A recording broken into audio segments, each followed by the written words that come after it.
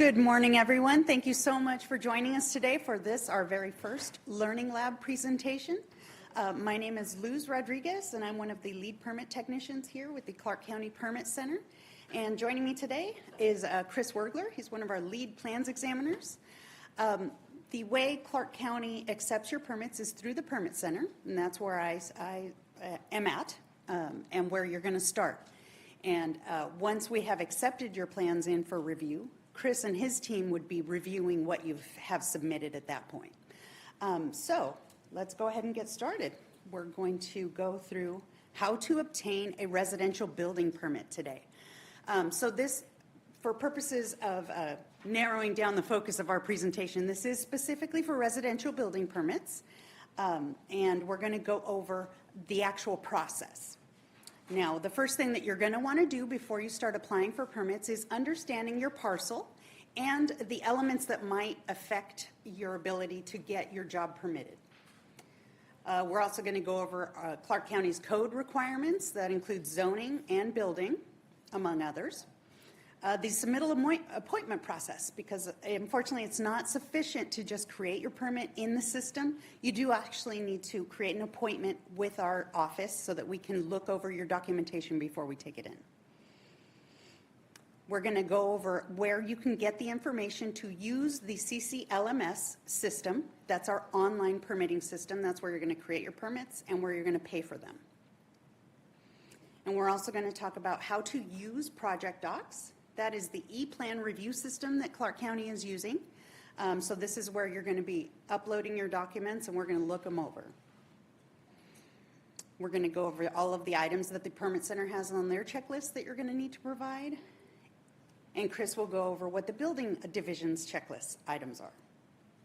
And then we're going to wrap it all up with some contact information for our offices, as well as other divisions and departments that might affect your permit. Now, our first step is understanding your parcel and things that might affect you. You're going to start out at Clark County's homepage, which is clark.wa.gov. From there, you're going to look at a screen that looks like this. It's got rotating images at the front, but it usually looks like this. And down here at the bottom right-hand corner, there's a link for the Property Information Center. Now, once you click on that link, you're going to get a new screen, and it's going to have fields in there, fields, where you can enter your street address or your parcel number if you know that one. One thing that I did want to show you, because again, for purposes of narrowing down our focus today, there is a link here that we have provided videos and documents so that you know how to use the GIS system more in depth. So once you click on that, you do get quite a menu of different items that you could look at. And I highly suggest that you peruse there because it's a great wealth of knowledge. But again, for today's purposes, we're going to keep it focused down a little bit. Now, once you do get into the Information Center, there are some things that I did want to point out. And the first is that this is definitely information that belongs to the assessor's office. This is not the Permit Center's information. But when you do open up your parcel, you want to make sure that you're looking at the correct parcel. So you're going to check to make sure that you are the property owner that's listed here and that this is the mailing address that you have provided. Now, once again, because this is the assessor's office, we'll have contact information for them down below. Now, right here where it says jurisdiction, if it says Clark County, you want to talk to us. We are the correct jurisdiction to issue your permit. If it said Vancouver or Camas or Ridgefield or any other jurisdiction, that's who you should be contacting. If you keep scrolling on down here, you've got a lot more information, even what school district your parcel is in. But if any of it's wrong, right here down at the very bottom, the Clark County Assessor's Office, that's their contact info, and that's who you want to reach out to correct anything that's on there that isn't correct. Okay, so now let's go back up to the top, and for today's demonstration, you're going to want to click that little link for Maps Online, and that's going to take us straight over to the GIS system, where you're going to be able to bring up your parcel. And again, this is my example parcel for today. And it will be highlighted in blue. Now, if you come up to the right-hand side, we're going to start with our environmental layers. So if you click on map sites, then click on the layers for environmental. If you see this little black bar up in the right-hand corner that says loading, that means the layers are still loading. Once it's done loading anything that it needs to, that little banner will disappear, and that's how you know that it's done. But if you come over here to the left-hand side, you'll see that your options have changed. Go ahead and click that plus sign next to environmental constraints. And once everything is done loading, you'll notice that your parcel is no longer highlighted. I get confused kind of easily, so if you click on that black eye next to the word tax lots, you can then go back to your parcel and highlight it again so that you know exactly which one you're looking at. Once you do that, go ahead and click on the Layers tab once again. And this is my quick no button. I love this button because if I click on it and all of the layers have populated and there's nothing showing up on my parcel, that means I don't have any environmental constraints on my parcel. If I zoom out, you'll see that there are some dark green areas highlighted on other parcels in other areas. That means they do have environmental constraints. Those can be steep slopes, they can be wetland habitat areas, things of that nature. But for our example today, I don't have any. So that gives me the go-ahead. I have no constraints. If any of them had populated here, this is how I would search them. Components of environmental constraints, you open that up and you can click through one at a time. Now, the other elements that you're going to want to look out for are easements, because usually if there's an easement on your parcel, it's going to be an access easement, and you do need to step back from that. So the way to find that is going back up to map sites and clicking on land records. When your land records options have populated on the left-hand side, click the plus sign for encumbrances, and then you can click on easements. Now you'll note that for my purposes of my parcel, I don't have any easements on it. However, easements have populated on some of the neighbors' parcels. So, again, I don't have any here, but this neighbor does. So let's see what kind of an easement that is. If you click the little black eye next to the word easement, and then click on the easement, it'll tell you what kind of easement it is. This is an ingress and egress easement. It's an access easement. With all access easements, if either of these neighbors wanted to build a new garage, let's say, on their parcel, they would have to set back, and we're going to go over setbacks in a little bit, from the edge of that easement line, not just the property line. So that's why I wanted to make sure that you were informed about not just the environmental factors, but also any easements that might be affecting your parcel.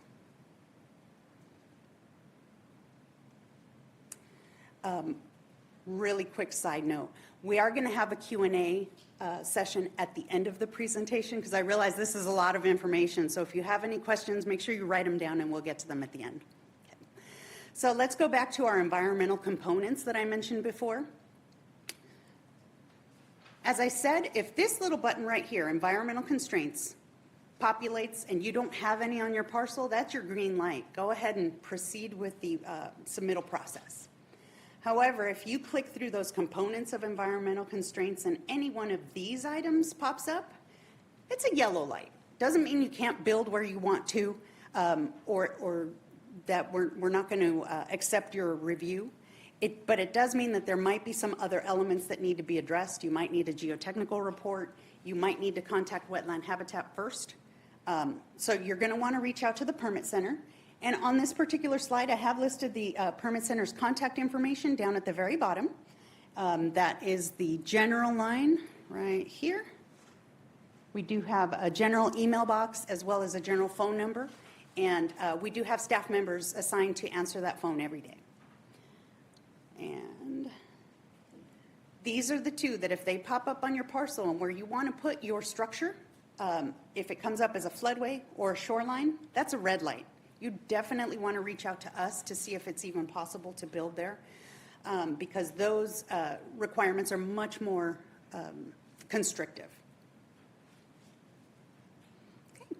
So now, going into understanding what kind of parcel you have. Some of us are in a subdivision or a short plat, and some are tax lots. In the center of that property information page, there's a section specifically for land data. And right here is where it's going to tell you if you are in a subdivision or a short plat. If there is a name for a subdivision or a numerical value there, that means that a document has been recorded through the auditor's office that specifically created your lot. You can click on that link and another window will pop up. And then you have the option to look at a TIFF or a PDF of your parcel. I should say of the recorded plat that created your parcel. And once that comes up, you'll see that right here you do have a map of the entire subdivision, and it includes property line dimensions, as well as any notes that might affect your parcel with regards to easements or anything of that nature. So this is very good information for when you're creating your plot plan, which we'll be talking about later as well.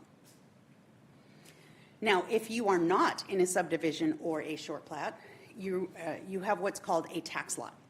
And that will say no data under the subdivision. You can look at what we have as far as a quarter section sheet, and those are more historical values for what historically has been found to be a lot. So this information might not be truly current, but it is a good place to start if you need to find out what your property dimensions might be. This particular parcel, fortunately, has been surveyed, and Clark County doesn't do any surveying for private land.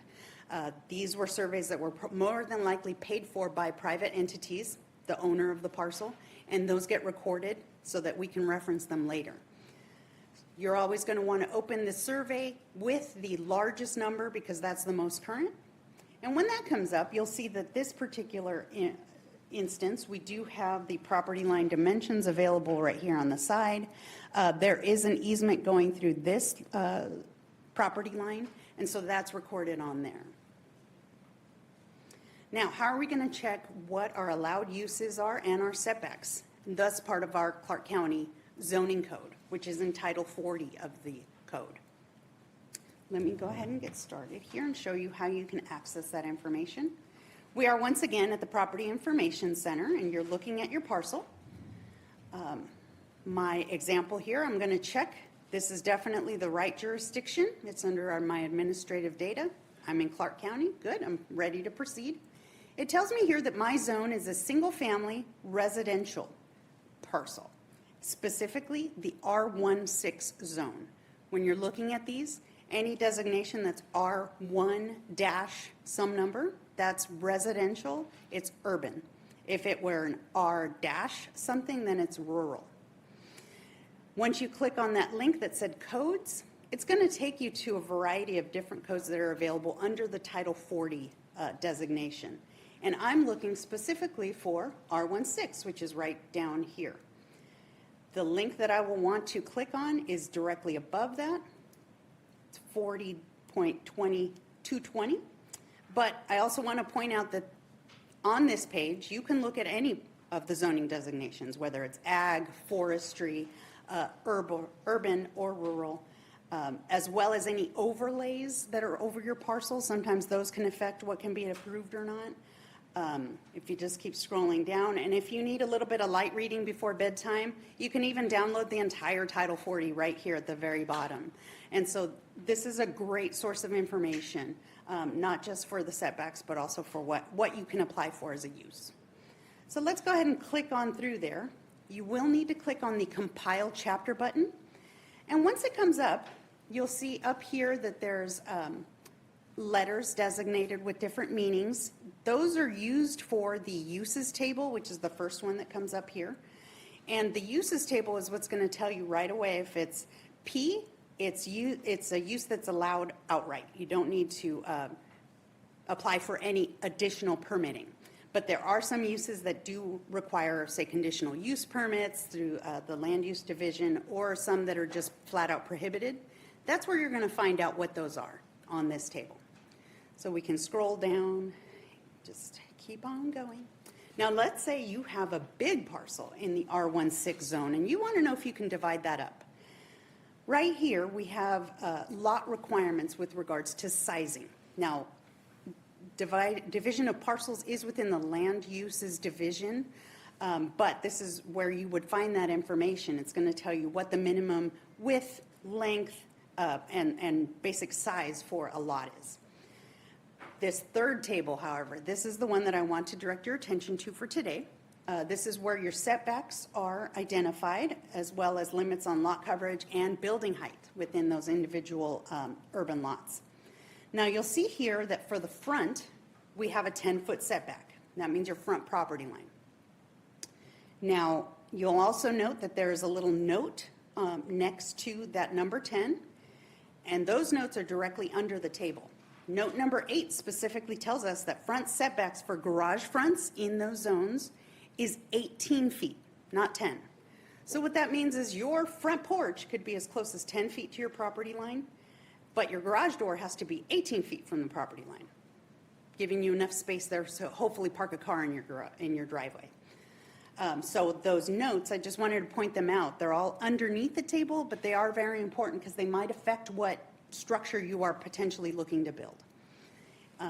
Additionally, if you have one of those access easements, remember that setback is from that edge of that easement, not necessarily the property line. So that'll increase your setback even further. We also have a limit on building height, and that's 35 feet within those zones.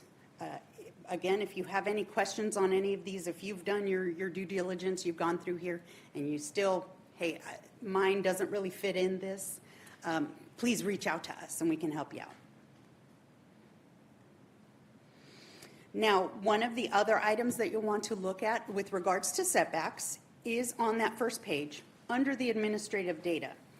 If this particular field, increased wildfire danger area, is yes, that means your parcel is located in an area where wildfire danger is heightened, meaning you're probably heavily treed, you're at high elevation, the topography of the land makes the wind go by quicker, and fire's a real danger that we need to keep an eye out for. For that reason, if your parcel is in one of those wildfire danger areas, your setbacks from all property lines are increased. Perhaps the zoning code says you can have 10 feet, but if you're in WUI, it needs to be 30 feet. So that's why I wanted to point that out. There's also a form that you'll be filling in when you submit, and you're going to need to identify who your fire district is. So that's why I also highlighted this on that form. But Chris will be going over that form a little bit later on in the presentation. Aside from that, Title 14 of the Clark County Code is where we specifically state which code we are using for our reviews.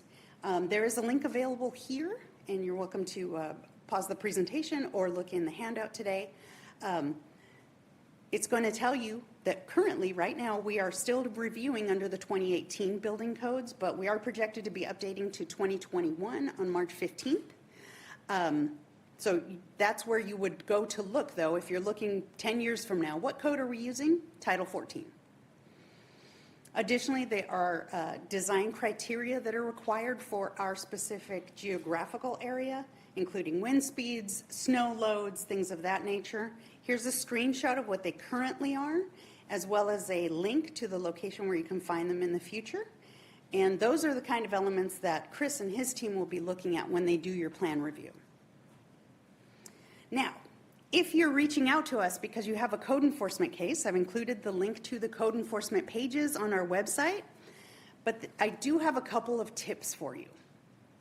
Tip number 1 is if you are calling to come into compliance with code enforcement, please let your permit technician know that that's what you're doing, that you're looking to apply for a permit because you've been notified. What we want to do is we want to copy the code enforcement officers on these notifications that we have with our customers so that they know that you are attempting to come into compliance. Now, granted, that's our desire, but sometimes it doesn't happen, which leads me to tip number 2. Please stay in contact with your code enforcement staff at least every 30 days.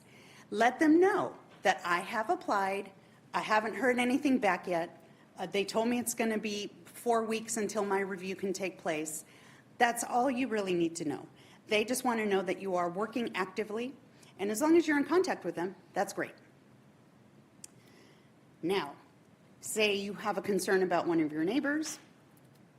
The permit center is not a reporting agency, so we can't do anything about that. Neither can the building division. So if you do need to report a concern, there's something unsafe going on, there is a link, and I will be showing you where that is a little bit later on, but there it is. Okay. The submittal appointment process, as I mentioned before, it's not just enough to go into the system and create your permit. You do need to make an appointment so that we can review your documents and take them in. Your very first step, however, is to log into LMS and create that permit, which I'll be showing you in a couple minutes. Your second step is whatever fees populate from there are your plan review fees. You're going to want to pay those. And just to be clear, there are 2 fees that are due for building permits. Your first one is your plan review. That's where you pay for us to look at all of your documentation and approve it so you can get your permit. And then at permit issuance, there's the permit issuance fees. And those cover the inspections for our building inspectors to go out there and confirm that everything's been built appropriately. But you just need to pay for the plan review fees right up front. You're going to you're going to request a submittal appointment through our office assistant staff at this address, Permit Services with an S, APPT at clark.wa.gov. And make sure that you include the permit numbers that you are looking to have that appointment for. And those are going to look like this, NHC 2024 and a permit number. The next thing is our office staff is going to send you an appointment date and time with a link to Project Docs. So this is how you obtain access to the Project Docs system, which we'll be going over in a little bit. The only thing is you want to make sure that you create your Project Docs account within 24 hours of that link being sent out to you because it does expire. So that's the one urgent thing that you do need to get on. Once you get your link telling you, hey, this is the date of your appointment, create your account, go ahead and respond to that one as soon as you can. However, you do have a little bit more time to upload your submittal documents. Just make sure that you have them up and ready for review no later than the business day prior to your appointment, because if our permit techs do happen to have some spare time the day before, they can possibly reach out to you and say, hey, you're still missing X, Y, or Z, and you can get that uploaded before your appointment takes place. And then your last part in this part of the process is to actually attend the submittal appointment, because if for whatever reason we can't take it in, you can meet with the permit tech and they're going to go over what will help you to be successful at your next appointment. Okay, so now we're going to go through the information on using CCLMS. We're not going to go into the LMS system because then this training would be 2 hours long, but I'm going to show you where to get it all and how to access it. So, starting once again from the Clark County homepage, clark.wa.gov, on the lower right-hand side, once again, here's a link for CCLMS online permitting. Go ahead and click on that, and that's going to take you to the first page. And you'll notice here that it's not just building permits, it's fire permits, land use review, development engineering permits, and a variety of other divisions and departments that use LMS. So here's your links for logging in, and I did want to point out that we do have training and FAQs available here as well. Let's click on that training link really quick, and you'll see, how do I create an account?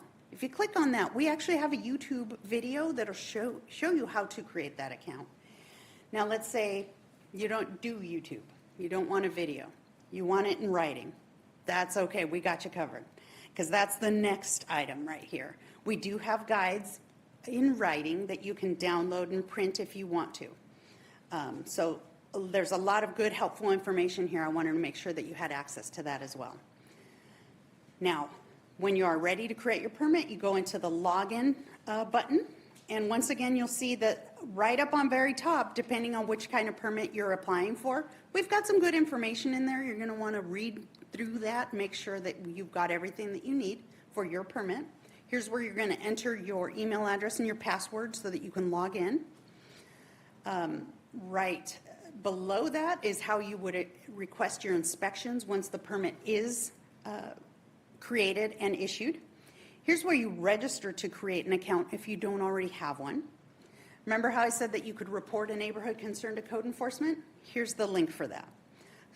And if you want to see what the status of a particular permit is, you can actually search LMS for active permits, and that's that very last link right there. So this is basically the portal to get into LMS, and then if you have any questions or need to learn how to use it, that first page that I showed you is going to be a great source of information. Now, once you're in LMS, what type of permit do you need to apply for? Now, granted, this is only a partial list for the purposes of today's presentation, but if anything that you are thinking about doing is not listed on here, please reach out to the Permit Center and we'll help you identify which kind it is. If you're building a new primary dwelling, that's going to be an NHC, short for New Home Construction. If you're placing a mobile home, it's an MBH, mobile home. If you're building a guest house, an ADU, a patio cover, a deck, detached garage, an addition to your home, or it's an interior remodel that includes plumbing and mechanical elements, that's an ADS, and it's short for additional dwelling or structure. Now, if it's much less a scope of work, and you're only replacing a door for a window, you're replacing a significant amount of sheetrock, you're framing in a new patio slider, an interior remodel that doesn't include plumbing and mechanical, that's an ARS. And the scope of that kind of permit is much more limited. So if you have any kind of doubt of which one you should be applying for, again, just reach out. Now, this one I'm pointing out, it's a public works permit. However, we take it in through our office. It's when you're replacing your driveway cut at the property line, or you're requesting a second driveway, or maybe you have a lot that has never had a driveway and it's coming off of a county road. That's an APS permit.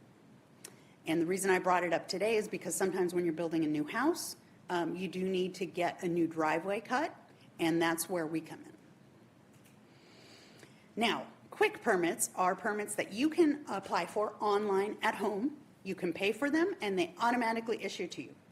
One of those is this one, changing your roof, your siding, or your windows on your house with no change to the structure. So as long as it's like popping out windows and replacing them with new windows that are the same size and configuration, you don't need to submit documentation for that. That's called an RSW. If you're changing plumbing fixtures with minimal or no effect to the structure, that's a PLM, also a quick permit if it's residential. If you're changing mechanical fixtures with, again, minimal to no effect on the structure, that's an MCH for mechanical, another quick permit. However, if you need an electrical permit, it's not us, unfortunately. You're going to want to contact Labor and Industries, or L&I, and here is their email address and their phone number where you can contact them. And their website's actually kind of easy, lni@wada.wada.gov. Now, once you have created or submitted for an online submittal, a submittal appointment, and you get that link back from our office assistant staff, that's going to take you into Project Docs. We don't really have a link to Project Docs from our website, but it's because you're really only going to get access to it if you are submitting documents. But what I want to show you on the website is how to find all of the information that's going to help you successfully navigate and use the Project Docs system. So we start off once again, clark.wa.gov, our homepage. Click on the Departments link at the very top. From there, you're going to come over to Community Development. And once you click on that link, this will take you to all the different divisions in Community Development. You want to click on E-Plan Review. Here's an overview of the E-Plan system, and you're welcome to look through all of that. But very much like our presentation today, we also have the review process, which includes the fact that you need to create the permit in LMS, and then also create the submittal appointment. That's basically what this is, going through step by step in writing. As well as once you have submitted your documents, what that's going to look like as far as conversing with our reviewers back and forth if you have any corrections. Okay, so then if we come up back to the top, one thing that I did definitely want to help point out so that you're successful in your submittals are the electronic file requirements. So when you upload your documents to Project Docs, you want to make sure that they're PDFs because the system will only stamp PDFs approved. It won't stamp Excel documents, it won't stamp JPEGs or anything like that. So just make sure it's in a PDF format. If you are submitting plan pages, they do need to be single file or single page documents. And we do have links here to show you how to break up multiple page documents into single pages through Adobe, Google, or Mac. We also do need those drawings to be to scale. Those requirements are listed here, as well as making sure that you leave a little spot for us to be able to stamp your plans as approved once you've gone through the process.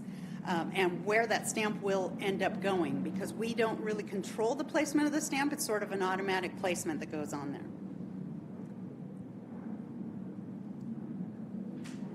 I also wanted to point out that there are definitely naming conventions to the files that you upload that you're going to want to follow. And really, rule of thumb, what you want us to see when we open this up is that it's very easy for us to decipher what you have uploaded. If it's a cover sheet, include that as part of the naming convention.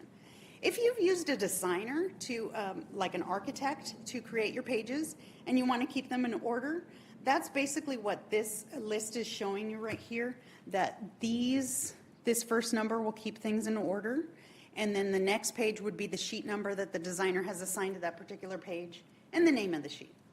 So once again, just making it really obvious to our plans examiner where your elevation page is, where is your floor plan, your roof plan, things of that nature.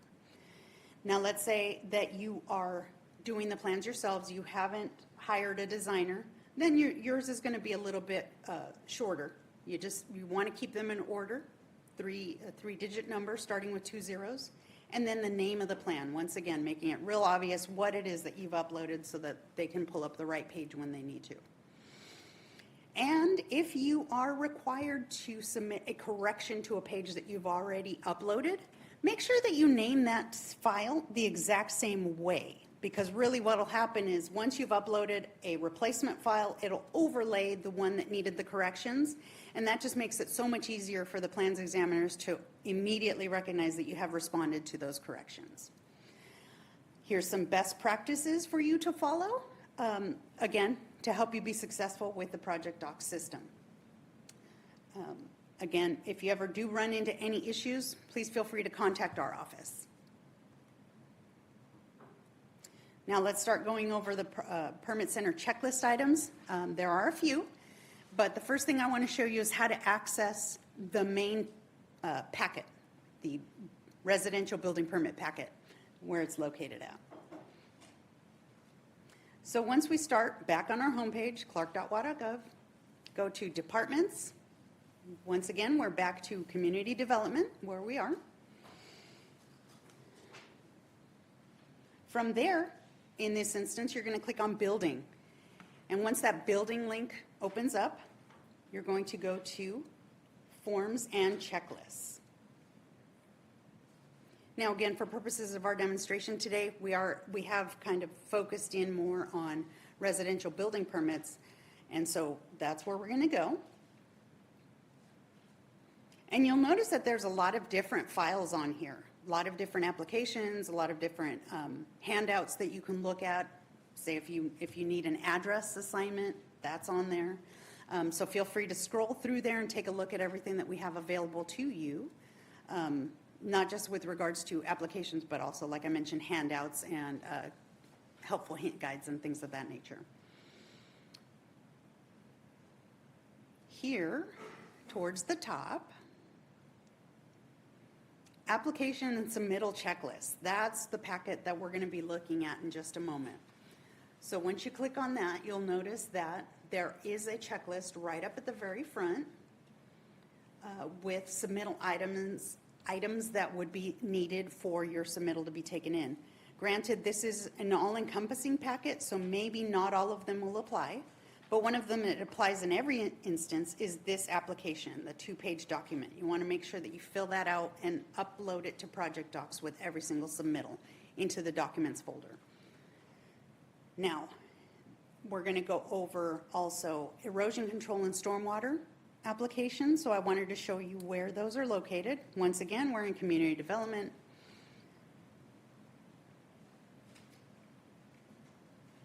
In Building. Forms and Checklists, and you'll notice here erosion control forms and information. Go ahead and click on that. Now once you're in there, really for our purposes here at the Permit Center, you want the erosion control plan. And now what the plan does is basically you're telling us how you're going to control erosion on your parcel during the course of construction. So you fill out the first 3-4 pages with the information that's pertinent to your parcel. And this is where you tell us how you're going to be controlling those erosion control elements. Are you going to be putting up a silk fence, things of that nature? And here's an example of the site plan that we will be needing to be received with your submittal as well. And once your permit is issued, there's the log that the inspector will be signing off on. Lastly, here's how you reach your stormwater documentation. Click on Departments, Community Development, Building. Once again, our forms and checklists. And the stormwater form is right here. Now, if you are submitting to us and your land disturbing activity is 2,000 square feet or less, or I should say less than 2,000 square feet, it's going to be a minimum 2.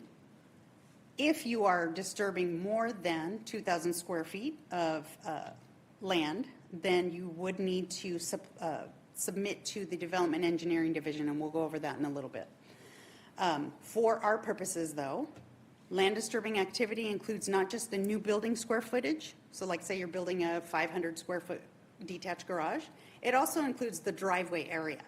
So if you have a 500 square foot garage, but you're adding 1,500 square feet of driveway, that kicks you up to the 2,000 level. That's a different submittal. But like I said, if it's under 2,000 square feet, it's just basically these 2 pages. You fill out your information on the front, go ahead and sign it, and then right here you're going to tell us what the square footage of any new area that you're adding, roof, driveways, patios, things of that nature. And that would complete your submittal for the permit center.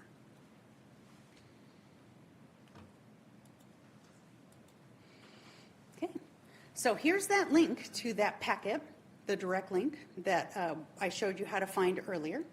And once again, the number one thing that we need with every submittal is your application. And you might be thinking, perhaps this is a bit of overkill. I've already put this into LMS. And the reason why we ask you to fill it out is because it serves for us a 3-way check system. If LMS matches your permit application and also matches the plans that you've provided, we're all good. But if there's a discrepancy in numbers from one to the other, then that opens up our ability to have a conversation with you to find out what the actual scope of work is, so that we can correct that. Now, if your property is not located in a subdivision or short plat, you're going to need to include your current property owner's recorded deed. However, if your property has never had a legal lot determination, then we'll need a sales history from 1969 to the current. So this is a deed history, and you can obtain that from a title company. We usually run into situations like that when it's a brand new house on a lot that's never had anything built on it. So we just need to determine that that lot was created legally at the time that it was created. Okay? If you have any prior approvals needed for your project, and there's a lot of fancy acronyms here, PSR, WHR, FLR, SLR. If you need any of those, make sure that you upload them into the documents folder in Project Docs at the time of your submittal, because it's going to help us expedite the processing of your permit to know that, oh, they did need a boundary line adjustment, but it's already taken care of and here's the approval. You're going to need to supply a plot plan, and that's where those images that I showed you earlier of your subdivision plat or perhaps even a survey are going to come in handy, because we do need you to include all of the elements of this checklist. That is part of the packet that I showed you earlier. As long as you include all of the elements of the checklist, you're going to be fine, because we use the same checklist that we're asking you to check off of. Going back once again to the erosion control plan, as long as it's under 2,000 square feet, all we really need to know is what elements you're going to be using to control that erosion, right? So if you fill out on the plan that you're using a silt fence and a stabilized construction entrance on your site plan for erosion control, you're going to show us where those are located, just like I've highlighted here. That stormwater application, once again, under 2,000 square feet, it's really just those 2 pages that we need. Now, if your project is 3,600 square feet or more, a fire marshal's review will be required. Now, let me clarify, because there are some people, and you may have even heard this yourself, that if your house is over 3,600 square feet, you have to have sprinklers. That's not necessarily correct. What the 3,600 square foot cutoff does is it requires a fire marshal to take a look at your project. And that 3,600 square feet is how much house and garage space combined. It doesn't include your patio cover or your deck. They're going to take a look at it, and they're going to determine whether sprinklers are needed or some other mechanism of fire protection. You're going to need to provide a fire flow letter from your water utility company, and I've provided a couple of examples here. This is what the City of Vancouver and Clark Public Utilities look like. And what this is a report on the closest fire hydrant to your parcel, what the water pressure is at that fire hydrant. And that, again, that's for the fire marshal to use. Again, if you're in that WUI form or WUI designation that we talked about earlier with the increased fire danger, there is a form, and again, Chris will go through that in just a moment. So you want to make sure that that's included. You're going to want to provide proof of water provision if you are like adding a bedroom or creating a new house or anything of that nature. If you have a letter from the water utility stating that water is being provided to your parcel, that'll suffice.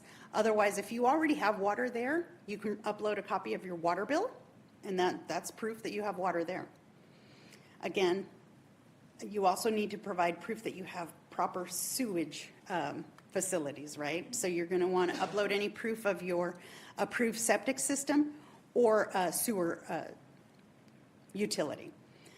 Now, both of those, your water and your sewer or septic provision, they're not going to prevent you from applying, but they will keep your permit from being issued if you can't provide proof that that's been taken care of. And that wraps up my portion of the presentation. I'll be handing it over to Chris here, who's going to go over the building checklist items momentarily. 1 moment. Sorry. There you go. There we go. Can you guys hear me okay? Thank you, Luz. Okay, so my goal here today is just to kind of show you what a successful building plan review submittal will look like in order to fast pace it and get it through the review process. One thing that we'll start with is your project engineered or prescriptive build? If it's engineered, typically we would like to see structural plan sheets and lateral analysis that come with that. And the Washington State engineer stamp is required on all pieces that they touch. So your calculations packet, every structural plan sheet that is submitted, and even your truss manufactured layout and calculations is also need to be required for the stamp Washington State. If it's done prescriptively, what the prescriptive method is that it's incorporated with the IRC, the International Residential Code. That comes from the ICC, which is the International Code Council, and that basically gives a general engineered design from the code book. I have a couple links here. One is from the ICC IRC, and that's actually free code to anybody to use. And then we have the Residential Construction Guide from Clark County, which is on our website. Now we'll go over some checklist items. So, number one, building drawings required, if applicable. These items: building plans, structural engineering plans, or brace wall plan with brace wall types, engineered floor layout, roof truss layout, a site plan that Luz mentioned earlier.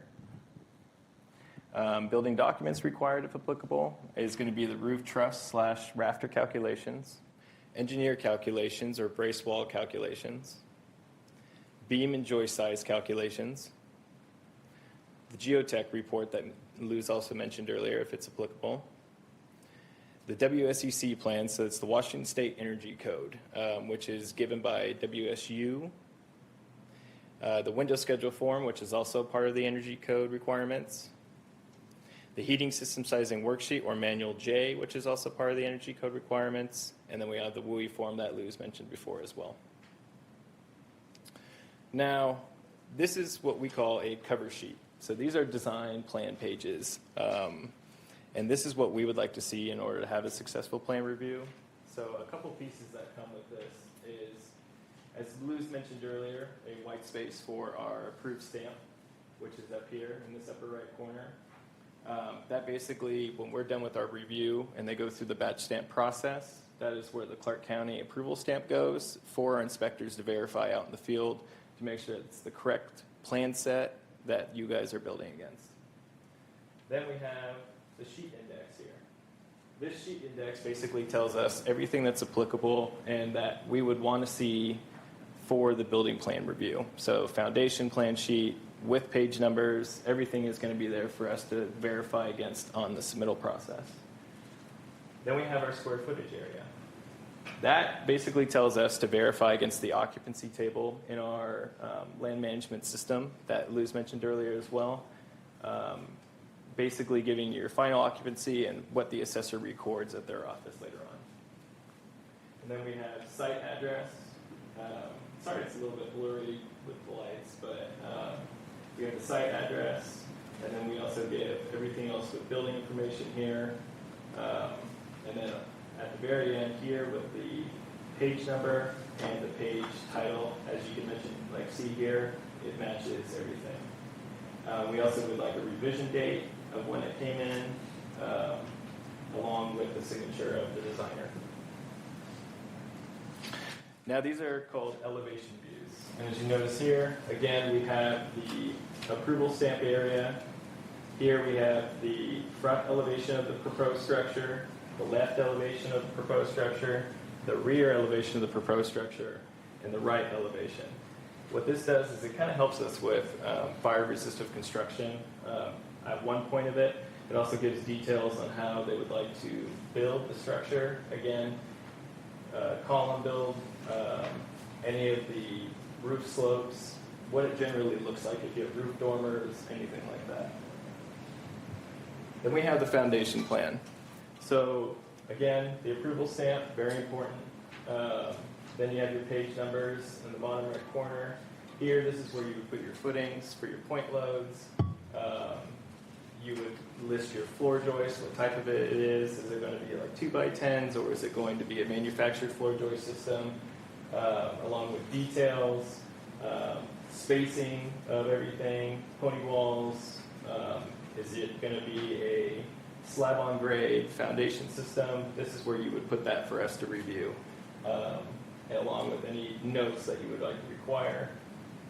Here is where we would also have our ventilation requirements for you. And of course, every drawing that you submit needs to be to scale. That is a very important factor because our system, we can actually measure everything, we can custom measure everything, but we prefer that you actually give a scale and it actually works. Then we have our main floor plan. So what this does is that it shows us the bedroom count. It tells us if you have any wood stoves or fireplace inserts, if you have an island sink, so we can call out island sink venting for you, along with dimensions. It gives pretty much everything that we would require for, fire life safety requirements. And again, we have the approval stamp, we have the page number down at the bottom right corner.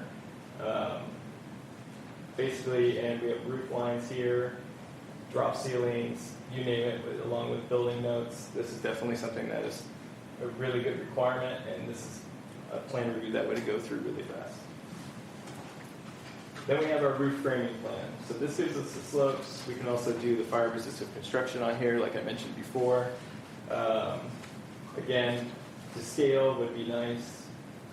We have details associated with how they would build a roof. Drop ceilings are also located on here. Attic space, everything associated with the roof plan, this is where you would like to see it. Then we have the sectionals. So these drawings are very helpful. Basically, a really good example that I have for you is that if we have, say this was a 2-story here, and we had a bathroom located up there. This is a great area to show us what the ceiling height of that area is, so we can determine if those fixture heights are acceptable per the code in order to have that bathroom up there, or there might be some kind of reconfiguration that needs to happen during the building review process before it reaches the field. what this also does too is that here, as you can see, we kind of show a little bit of what the installation requirements are supposed to be. So that comes down to the Washington State Energy Code again. We would list here what your heating system sizing should be, and everything else that follows along with the credits that you've chosen that I'll show you later down the road. And then we have an engineered plan set. So what we'd like to see here is that right here is the design requirements. For this individual engineer, they typically just do a roof plan and then a shear wall plan. The shear wall plan is backed up by our lateral calculations that we mentioned earlier in the process. Here, this is where they would list their shear wall schedule, and then we would back that up with the calculations to make sure everything was correct. Again, page number, when it was there, and then up here, this is where we would like to see the Washington State stamp of approval. And then the engineered plan set details. So these details are also called out on these sets of plans here. It basically helps the inspector out in the field to see how the structure should be built. It's definitely a requirement to back up your drawings with stuff like this. And it definitely does help everyone in the review process as well. And again, the Washington State stamp of approval, even on there. And then this, also same engineer, does their own foundation plan in their lateral packet. So we go and we compare what they've come out with their point loads based off of the manufacturer's truss layout, and we kind of verify everything against the foundation plan that I showed you earlier to make sure that the correct footings and everything showed up on the plan. And then we have the building required submittal documents. So this is the lateral calculations I was talking about earlier from the engineer. As you can see here, it gives a Washington State approval stamp. It gives site-specific lot number on there. And then we also get the design criteria here that Luz mentioned earlier from that link that she shared. And we basically have to we verify everything against that. And then you have your manufactured floor layout system. So as I mentioned earlier in the foundation plan, you either go this way, or you give supported code evidence of like 2x12s at 16 inches on center, depending on code and what your joist spacing is. But then you have the calculations that back that up as well. Is a manufactured joint plan required if it is specified on the foundation plan? Yes. Okay. Need that document form? Yep. Okay. And then here's the manufactured truss layout. So again, this is only if applicable. It depends if you're doing rafters or not. That would come out of the code book, and then, of course, associated calculations after that. As you notice here, it gives us the design criteria. It gives us the roof pitches, the overhangs. You can't really see it on here, but some load points here. Basically, we follow those down to the foundation, all the way from the top, and make sure everything is done according to plan. And then here, this is where the manufactured joist truss layout has its calculations provided. As you can see, it's stamped by the manufactured truss engineer. They give all the supporting documentation on each truss, the quantity of trusses, and this is your design criteria here, and then any specific notes that need to be done with that truss. And then we get into the prescriptive plan build. And this is coming from that second link that I provided on the first page that I started talking about. What this is basically, this is straight out of the code book. So this is your cover page, so kind of like before, but it gives a little bit more information on how you're going to be building your structure. So here, this is the site plan. This is what Luz mentioned earlier. It gives dimensions of how far it is from the property line. So again, is very useful, especially with fire resistant construction. It lists everything on your lot, especially with elevation changes. We can kind of see if it's a step foundation, if it's anything that needs to happen during the review process. And then over here is kind of where they list the fire system construction. This is a great example of just kind of how we do our review process for that. And then it's the same as before. This is the main floor plan, kind of the same thing. It's required for the prescriptive set as well. You definitely need to have your plans of course to scale and with the page number and then the white space. And then we have the wall bracing. So instead of a shear wall plan, you're more typically going to see this brace wall plan. You're going to have your brace wall lines, and this is all out of the IRC Chapter 6. You're going to give everything here based off of portal frames with hold downs, and you cannot, unfortunately, have an irregular size of building. So like anything that kind of comes off at an angle, you can't go that route. It needs to be designed by a professional engineer. Here, same kind of thing where you get the elevation views. Again, make sure it's to scale, that you have your page number, white space at the top. This just helps us kind of determine what the building should look like. Again, here's the foundation plan. This is where you list the manufactured floor joist layout, or if you have your 2x12 floor joist, anything like that associated, your radon plan, everything would be on this set. And then we get into the roof framing plan again. It's kind of the same thing. It's pretty much, when you look at the design sheets of a prescriptive, or if you go this way, it's going to be the same exact for the most part. And then here's a roof ventilation, so another detailed component of the roof framing plan. This kind of helps the inspector out in the field determine how many vents are required or anything else like that. And then of course we have our sectionals, as I explained earlier, on why we'd like to see this. It definitely helps us with the review process, especially if we need to determine if something needs to be changed before it gets issued or anything like that.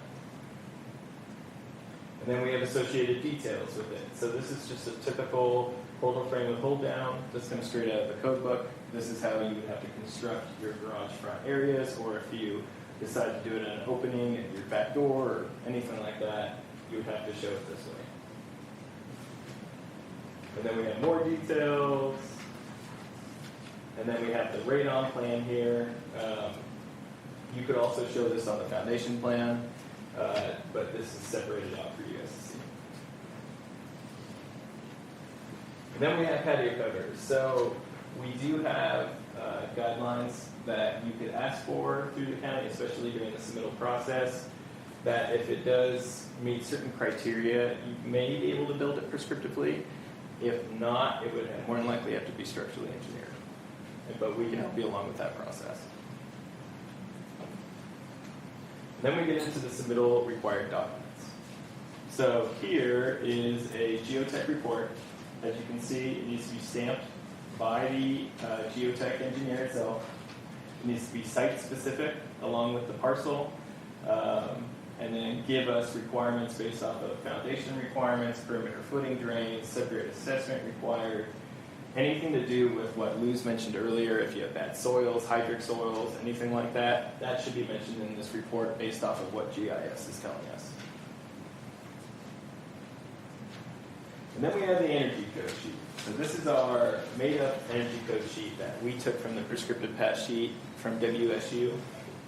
Here is where you would select your credits. It kind of is the exact same thing as what the prescriptive sheet from WSU is explaining.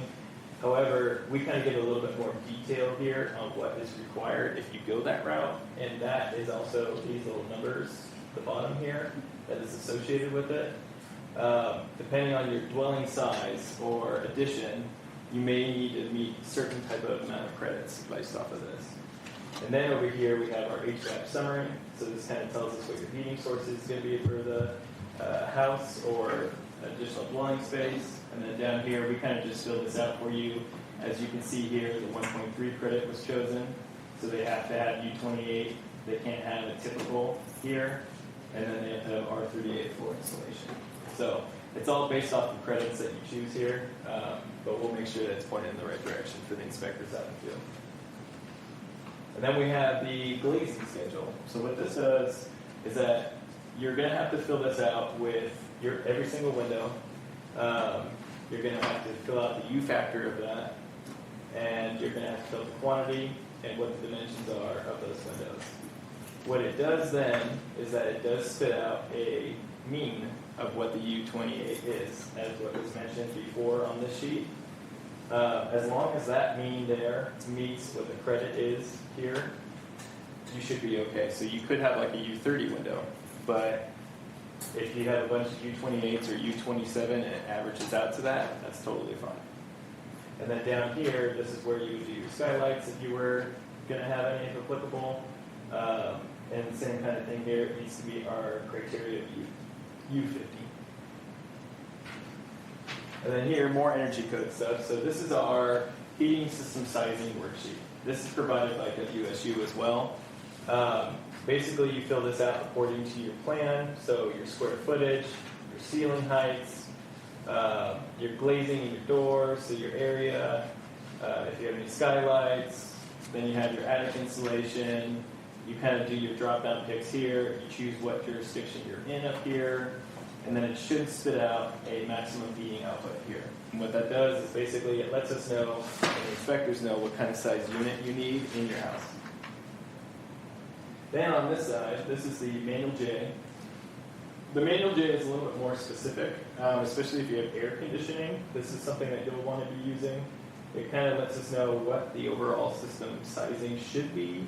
And it's a more accurate analysis of your home HVAC system than it is for this. And these are both available on the WSU website for you to use. And then we have the WUI form, as Lou's mentioned a few times. So based off of your site plan that you have and property information, this is where you would come and you'd see this is the first question. Is your property in a fire district? Typically, they are all in a fire district. I have had a few that are not, so it requires a little bit more, like 25% more defensible space, but we would make sure to go over that with you before issuing that permit. You kind of follow along here based off of what your site plan is. You go along the questions and just kind of answer according to that. Coming back to here, question number 9, what Lou's mentioned with the fire flow letter.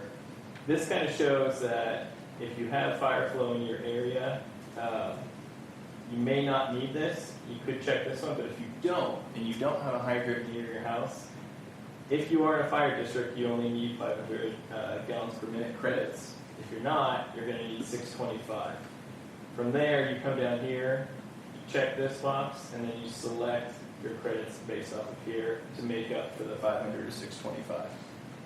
If you want a free credit, which actually is kind of helpful, is the fire district has a tanker certification. That's an automatic 250 because every fire district in Clark County has a fire tanker certification. And then down here, these are the basic rules for WUI that you need to follow while building. You kind of just need to follow everything, and the inspector will make sure and verify everything out in the field as well. And then down here, I also provided the GIS link for FireFlow. So what this link does, it takes you right to a page like GIS, and you'll submit your parcel number or your address, and you'll kind of see like a little hydrant that pops up. This is kind of where to tell you the information if you actually need the gallons per minute. So. Okay. All right. Well, thank you so much. This is our last slide where we've provided contact information, not just for the permit center and for the building division, but also the fire marshal's office, wetland habitat, and a variety of other agencies, divisions, departments that might affect your permit. But now that we're all wrapped up, are there any questions? I have a loud voice. Do you want me to? Yeah, we still want it. Yeah, please. Okay. So I have a question about the review process. I have someone that has a mobile home that's unpermitted and they have some of the documents ready, but not all of them. Do they need to wait to have all the documents for them to be reviewed, or can you review just some without everything that's required? For the most part, we ask that the submittal be complete when it's taken in. because it's not really going to help the customer if we can improve zoning, but there's something that building still needs to look at. It's still just going to hold up the process. So the ideal situation is for everything to be available all at the submittal.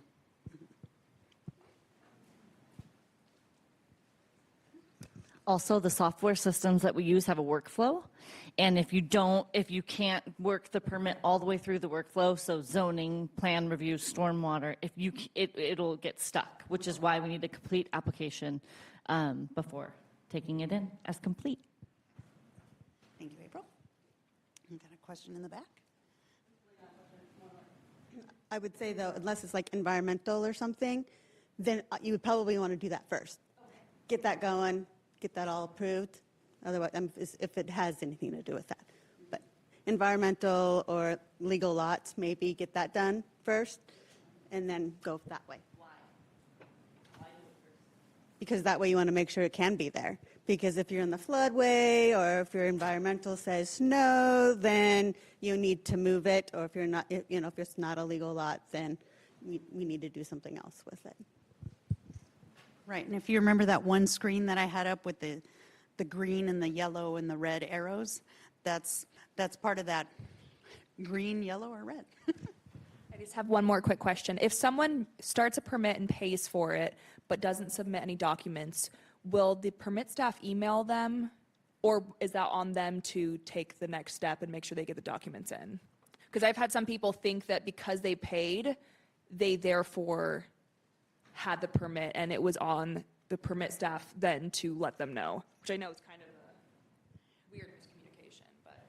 Right, so we do have staff members that are actively going through to see if there are permits that have been paid for and submitted. Because the system will say submitted, but we don't get a notification that there's anything been done, created, or paid for. So we do have staff going through, they're routinely checking for those. And the system will send out a notification, but unfortunately, if you haven't heard from us in a week, definitely reach out, yeah.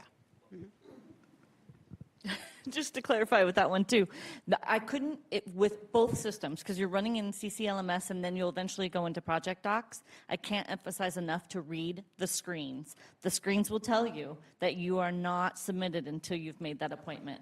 And if they're reading the screens, which I know is hard for us because we have screen time all the time in our lives now, but if you read the screens, it will give you instructions of what to do next, and it will say it's not submitted until after you've made that appointment. Thank you. Yeah, this is for driveway or like parking lot space. You touched on it a little bit in the beginning. You said that if it meets some threshold, I think it was like 2,000 square feet or something. But if you surpass that threshold, what is your first step to get like a driveway extension or whatever approved? Gotcha. So that 2,000 square foot limit, that's more like for a stormwater review. If you have, you're building a structure and you're also adding square footage to your driveway or creating a new driveway, that's where that cutoff comes on.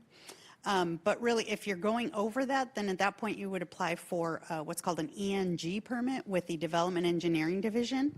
And you're going to access them from that same front page, departments, community development, and they're in development engineering.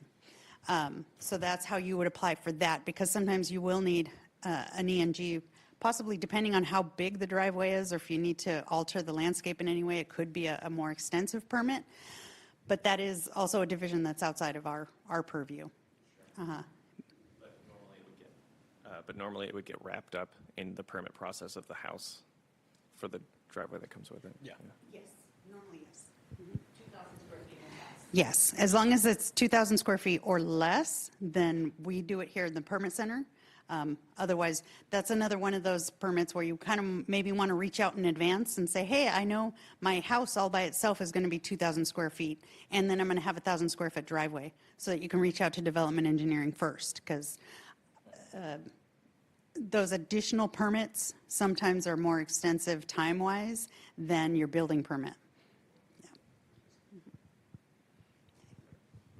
Do we have any more questions? Yep. I have a question regarding the critical date of March 15th. What documents have to be in, or what state of approval do the documents have to be in to say, I qualify for the old building code versus the new building code? We have actually just confirmed that, and it does need to be like so. You would log into LMS and create your permit. You'd pay your plan review fees and send an email to our office assistant staff. So it's three steps that do need to be completed. That email to our office assistant staff is permitservices, appt@clark.wa.gov. And what we're going to refer to is that timestamp for the email, as long as it's in before 11:59 p.m. on March 14th. If the permit's created, review fees have been paid, and you have submitted your request for an appointment, we will honor the 2018 code. If any of that takes place after midnight, then you will have to abide by the 2021 code.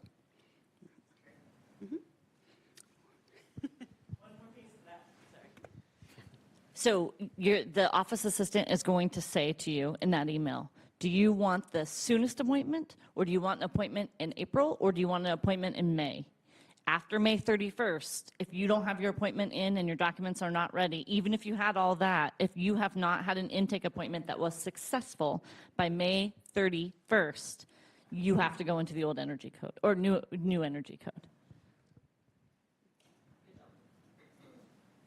Thank you. And building code.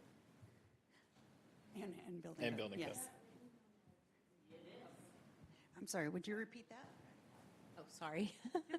Is that written in the website somewhere? Like, where is it? Under permits, easy to find? It should be Permit Center or our ComDev. Okay. Okay. So yeah, that is written on our website, and it should be either in the Permit Center or the ComDev. We're going to get verification on that in just a moment.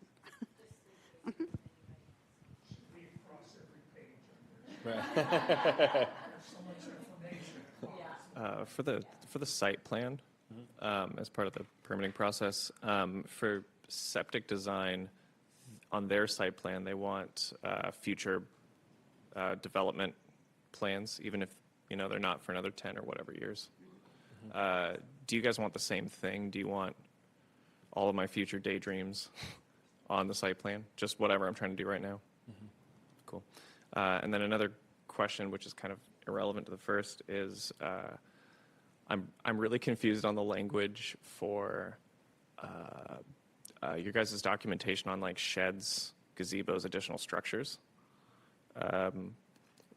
What are the requirements there? Because reading it, it sounds like you have to choose between your kids having a play set and me storing my lawnmower in a shed, one or the like A or B. So what am I allowed to do?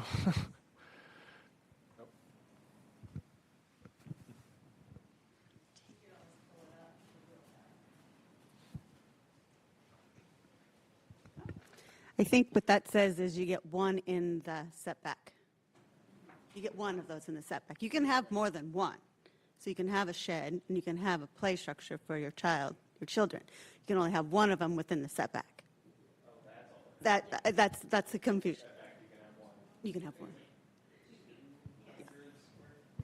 Right. Yeah, so Be right there, on the property line. there is a basically. handout Yep. for sheds, yes. From the front. So it's 200 square feet or less. There's some requirements like roof drainage, no utilities, but you can have one that's 2 feet from the rear and side property line.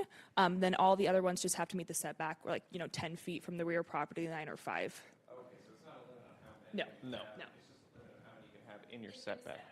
Okay. Right. And I believe that only applies to the R1 zones, correct? Yes. Yeah, so as I mentioned before, the R1 zones, yeah, the urban as opposed to rural. Our energy code process is on clark.wa.gov. Under departments, community development, it's the first thing on the page.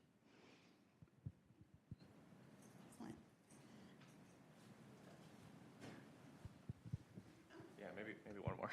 No problem. So everyone has led me to be very afraid of how long permit process can take. I've seen that like there are a few small businesses that are like permit expediters that just are like, I know all the ins and outs and I get it done as fast as possible. And my understanding is that if you have something incomplete, you get kicked back to the end of the queue in certain scenarios if you like have incomplete permit applications or whatever. So what is a realistic expectation for how quickly or how not quickly building permit process can take? So currently, when we have like a full, complete submittal and we take it in, we're running approximately 4 to 6 weeks on initial review comments. And yes, if it isn't complete, you do need to schedule a new submittal appointment. And so that's actually the purpose of today's presentation, is like to try and help our customers know everything that they're going to need. And to encourage you to reach out to us. If you have any doubts, if any questions, reach out to us. We're here to help you, and we want to help you. We want you to get your permit. So, yeah. When it comes to the building plan review process, though, we have a 7-day turnaround for anything that's first in, first come out. So we're pretty quick on our review process. If you're part of the lien process, it's a 5-day turnaround. If you're an express permit, it's a 2-day turnaround. Any revisions that come in off of a basic first review process, 2-day turnaround. So we're pretty quick about getting it out on those individual reviews. For our parcel in particular, we are in class 3, and it's been my understanding that we got to move over to class 4 general. To get those permits. Is it true that all of those permits can be done all in parallel? I think it's too late. It's not really my department on that. Would you know with that one, Luz? I'm Yeah, it's forest land designation, which I know is not quite in the scope of this meeting, but I was led to believe, I think his name's Hunter Decker. Yeah. He's our main forestry guy. Yep.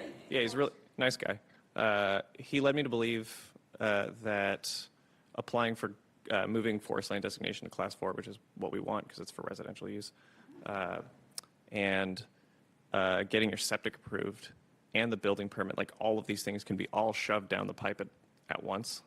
And that sounds too good to be true. So is that true? So say for our purposes, when we're going to take in your permit, we're going to see if there's an FPA, which is what it sounds like, an FPA permit on file. And as long as it's in, then we just assign a review specifically to Hunter and include that FPA number in there so that he can reference it and then he can sign off on it. Right. So yeah, that's probably what he's talking about. As long as you've started that FPA process, then your septic design can review alongside concurrently, right? Right. I have a question along that same line with forest farm environment. We are allotted a space of 2 acres. How do you specifically identify that 2 acres as it relates to your home or garage and whatever else you may be putting on that 2 acres? Well, that is kind of outside of our scope Right. of what we look at, but our understanding from our meetings that we've had with Hunter is that once you clear out those 2 acres, anything that you build within those 2 acres is good to go. You don't have to go through another FPA or another permit with him or his office at that point. Right.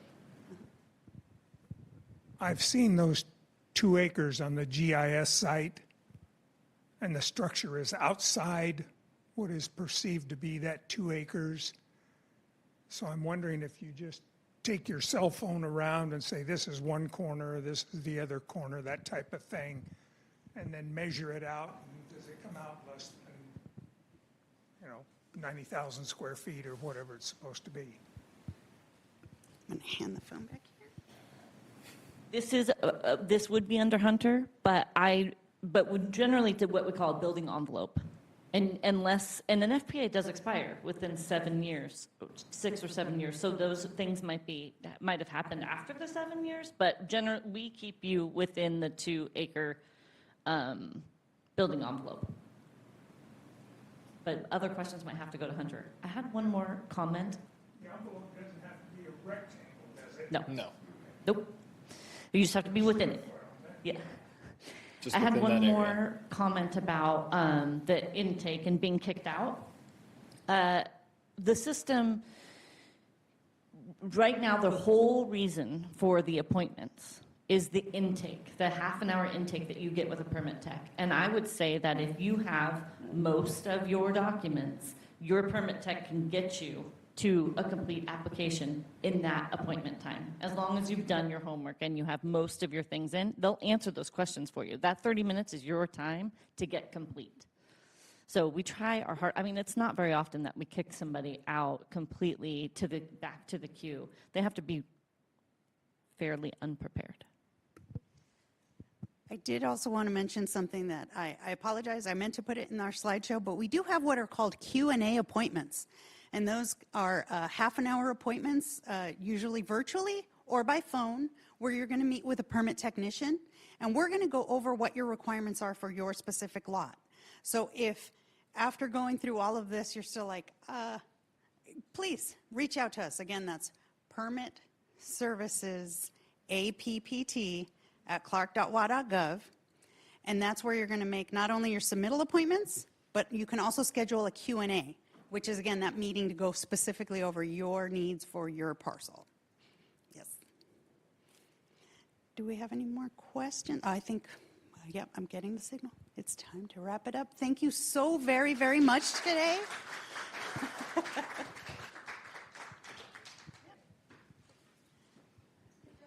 You just got to take it one out. Thank you.